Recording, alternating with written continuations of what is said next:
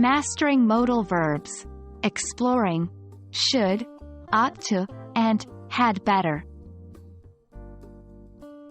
Hello, learners. Welcome to another exciting episode on our journey to master the English language. Today, we are going to dig deep into the fascinating world of modal verbs. Specifically, we'll understand the subtle differences between three very important ones: should, ought to, and had better. So, let's dive in.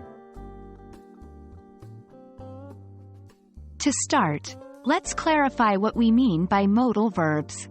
These are verbs that help us express various things like necessity, possibility, permission, or in our case today, advice.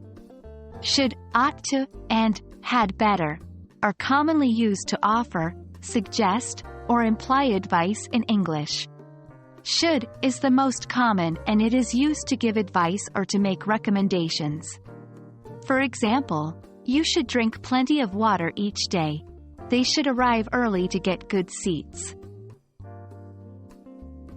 Next, we have ought to, which is used similarly to should, but is less common and a bit more formal. For example, you ought to apologize for what you said. She ought to finish her project before the deadline.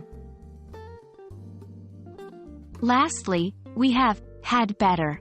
It's a stronger version, indicating that there could be a problem or danger if the advice is not followed. For example, you had better stop smoking or you'll damage your health. We had better leave now if we want to catch the bus. Even though all three modal verbs can be used to give advice, they each carry a slightly different tone or level of urgency. Should is your go-to verb for general advice and suggestions. It's neutral and can be used in any context, formal or informal. Ought to has a similar meaning to should, but it's less frequently used and is slightly more formal. It also carries a slight emphasis on moral obligation or duty. Had better, on the other hand, is used when the advice is very important and there might be negative consequences if it's not followed. It's a stronger form and is more immediate and urgent. Let's practice a little to cement these differences in our minds. I'll give you some scenarios and you try to decide which modal verb to use. 1. Suggesting to a friend that it might rain later. 2. Giving advice to a student who hasn't studied for an upcoming test.